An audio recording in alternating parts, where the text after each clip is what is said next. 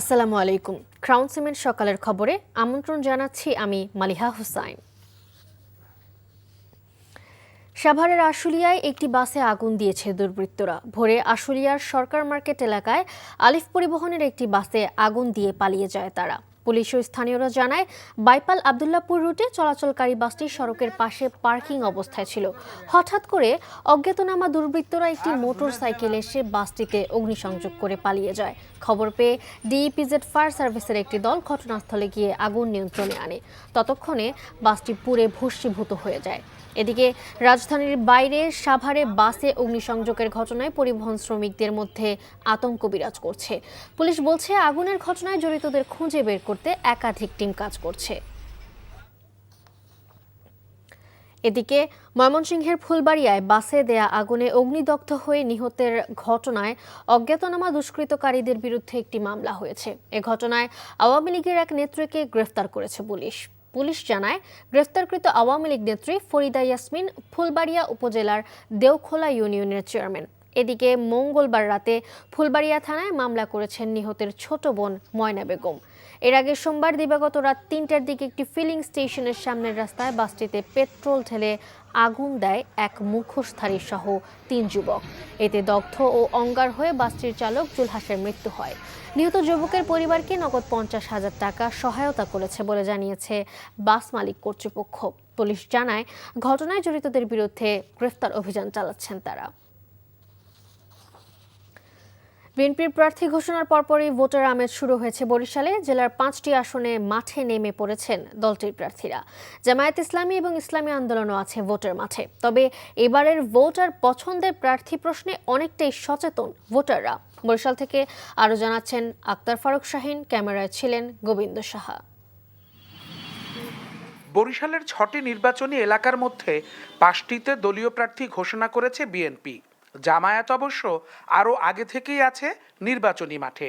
ইসলামী আন্দোলনও আছে সক্রিয় ভোটের প্রচারণায়। এত সব দল আর প্রার্থীদের মধ্যে ভোটাররা অবশ্য বলছেন ভিন্ন কথা। তাদের চাওয়া সুষ্ঠু ও নিরপেক্ষ নির্বাচন।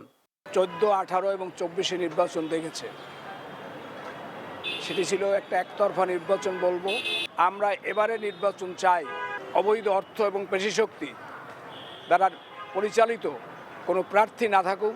দীর্ঘ 17 বছর পর কেবল সুষ্ঠু ভোটের চাওয়াই নয়, প্রার্থী প্রশ্নেও এবার যাচাই বাছাই করে নিতে চায় সাধারণ ভোটাররা। দল কিংবা প্রতীক নয়, পছন্দের প্রার্থীকে ভোট দিতেই যেন আগ্রহ বেশি তাদের। সুষ্ঠু একটা নির্বাচন হোক, কোনো মারামারি হানাহানি কাটাকাটি না হয় এবং একজন প্রতিনিধি আসুক যার দ্বারা দেশের কাজ হয়। লুটপাট আর দুনিয়া আর এই দেশের মানুষ দেখতে চায় না। দেশের স্বার্থে যারা কাজ করবে এবং উন্নয়নের জন্য কাজ করবে এবং জনগণের জন্য যারা কাজ করবে এমন প্রার্থীদেরকে যাচাই করে আমরা তাদেরকে ভোটটা দেব।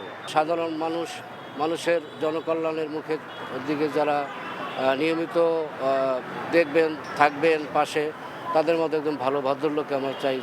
আসন্ন ভোট নিয়ে একদিকে যেমন বাড়ছে ভোটারদের আগ্রহ, তেমনি দুর্নীতিমুক্ত ক্লিন ইমেজের প্রার্থীদের এগিয়ে রাখছেন অনেকে। Akhtar Farooq Shahin, NTV news, Barishal. দেশের বাজারে স্বর্ণের দাম ভরি প্রতি 4,000 টাকা বাড়িয়েছে বাংলাদেশ জুয়েলার্স অ্যাসোসিয়েশন। রোববার বাজুসের standing committee on pricing and price monitoring এর এক বৈঠকে স্বর্ণের নতুন মূল্য নির্ধারণ করা হয়। এই নতুন দর আজ থেকে সারা দেশে কার্যকর করা হয়েছে। বাজুসের বিজ্ঞপ্তিতে জানানো হয়েছে, নতুন দামে 22 ক্যারেট হলমার্ক স্বর্ণের প্রতি গ্রাম নির্ধারণ করা হয়েছে 17,873 টাকা, যা ভরি হিসেবে দাঁড়ায় 2,08,328 টাকা। 21 ক্যারেট স্বর্ণের প্রতি গ্রাম 17,061 টাকা এবং ভরি প্রতি 1,98,956 টাকা নির্ধারণ করা হয়েছে। 18 ক্যারেট স্বর্ণের প্রতি গ্রাম 14,623 টাকা এবং ভরি প্রতি 1,70,558 টাকা নির্ধারণ করা হয়। চট্টগ্রামে একের পর এক খুন। রাজনীতিবিদ থেকে নিরীহ পথচারী বাদ যাচ্ছেন না কেউই। বিভিন্ন ঘটনায় এবছরেই অন্তত 15 জনের প্রাণ গেছে। প্রশ্ন উঠেছে এসব হত্যাকাণ্ডের কারণ নিয়ে। কোথাও আধিপত্য বিস্তার, কোথাও আবার চাঁদাবাজি নিয়ে সংঘাত। তবে বিশেষজ্ঞরা বলছেন, রাজনৈতিক অস্থিরতার সুযোগ নিচ্ছে পেশাদার সন্ত্রাসী সহ তৃতীয় পক্ষ। চট্টগ্রাম থেকে শামসুল হক হায়দারের রিপোর্ট। গুলি করে হত্যা, ছুরিকাঘাতে খুন, সশস্ত্র হামলায় এলোপাথারি কুপিয়ে হত্যা চেষ্টা। চট্টগ্রাম নগরীতে এই ধরনের রাহাজানির ঘটনায় ভয় আতঙ্কের এক জনপদ। নগরীর বাসিন্দাদের যেন চোখের সামনে ভেসে ওঠে ভয়াবহতা আর হিংস্রতার ছবি। সম্প্রতি চট্টগ্রাম ৮ আসনের বিএনপির মনোনীত প্রার্থীর গণসংযোগে সশস্ত্র হামলা হয়। প্রকাশ্যে এমন ঘটনায় গুলিবিদ্ধ হয়ে নিহত হন বাবলা নামের একজন। এই বাবলার বিরুদ্ধেও রয়েছে সন্ত্রাসের অভিযোগ। আচমকা ওই ঘটনায় গুলিবিদ্ধ হন বিএনপি মনোনীত প্রার্থী ও তার সহযোগী। শুধু তাই নয়, চলতি বছরে সশস্ত্র হামলা, প্রতিপক্ষের সাথে গোলাগুলি, চাঁদাবাজি, এমনকি রাজনৈতিক দ্বন্দ্বের বলি হয়েছেন অন্তত 15 জন, যার মধ্যে অর্ধেক সংখ্যক রাউজান উপজেলার। তবে কী কারণে এসব হত্যাকাণ্ড? বিশেষ পরিস্থিতিতে বিশেষ পুলিশি ব্যবস্থা বলতে আমরা যা বুঝি তা সবই বাস্তবায়ন করা হবে। চরম ব্যবস্থা নিতেও এক্ষেত্রে আমরা বিন্দু মাত্র দ্বিধাবোধ করব না। কোনো অবস্থাতেই কোনো একজন শান্তিপ্রিয় নাগরিকের মধ্যে কোনো নিরাপত্তাহীনতার বোধ তৈরি করতে পারবেন না, আমরা দিব না। পুলিশ বা সন্ত্রাসী একসাথে থাকবে না। আমাদের জনগণের নিরাপত্তা বা নিদ্রা যারা ভঙ্গ করবে, জনগণকে যারা অশান্তিতে রাখবে, তাদেরকে আমরা থাকতে দিব না। হয় তারা থাকবে, না হয় আমরা থাকবো। অপরাধ বিজ্ঞানের শিক্ষকের বিশ্লেষণ, সন্ত্রাসীদের রাজনৈতিক দলগুলোর আশ্রয় প্রশ্রয় এবং কখনো কখনো প্রতিপক্ষের বিরুদ্ধে ব্যবহারের কারণে নগরীর আইনশৃঙ্খলা পরিস্থিতির অবনতি হচ্ছে। আমাদের সমাজে বর্তমানে এক ধরনের বিশৃঙ্খলা বা অস্থিতিশীলতা কাজ করছে। নির্বাচনটা যত দ্রুত দেওয়া হবে, আমার মনে হয় যে তত আমাদের দেশে এবং দেশের সরকার শক্ত হাতে এই সকল ধরনের অপ্রীতিকর ঘটনাগুলো তারা নিয়ন্ত্রণ করতে পারবে। একের পর এক হত্যাকাণ্ডের ঘটনায় বেশ কিছু অপরাধী আটক হলেও এখনও ধরাছোঁয়ার বাইরে অনেক চিহ্নিত সন্ত্রাসী। এরপরও যাদের ধরা হচ্ছে তারা জামিনে বেরিয়ে আসলে পরিস্থিতি উন্নতি হবে না বলে মত সাধারণ মানুষের। NTV news desk. আজ ভয়ালো 12ই নভেম্বর। 1970 সালের এই দিনে মহাপ্রলয়ঙ্কারী ঘূর্ণিঝড়ের আঘাতে লণ্ডভণ্ড হয়েছিল দেশের দক্ষিণাঞ্চল। এতে প্রায় কয়েক লাখ মানুষ প্রাণ হারান। ক্ষয়ক্ষতি হয়েছিল কয়েকশো কোটি টাকার সম্পদ। তাই নভেম্বর এলেই স্বজন হারানোদের কান্নায় বাতাস ভারী হয়ে ওঠে নোয়াখালীর উপকূলীয় এলাকায়।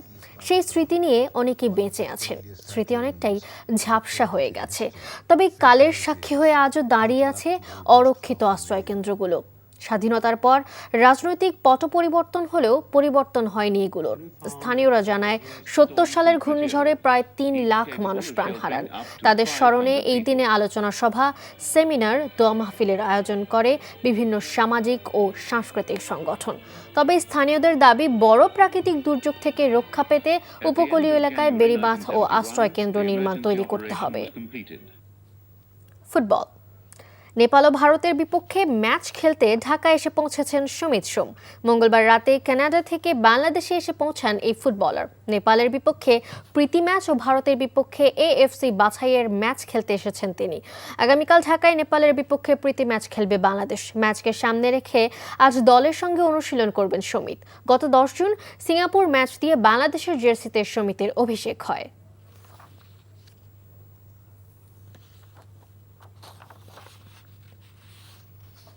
সকালের খবর এটুকুই। এই খবরের ভিডিও সহ আপডেট জানতে ভিজিট করুন NTV অনলাইন www.ntvbd.com। এছাড়াও NTVর জনপ্রিয় সব অনুষ্ঠান ও খবরের আপডেট জানতে ভিজিট করুন আমাদের ইউটিউব ও ভেরিফাইড ফেসবুক পেজ। 12টায় মধ্যাহ্নের খবর দেখার আমন্ত্রণ রইল। ধন্যবাদ সবাইকে।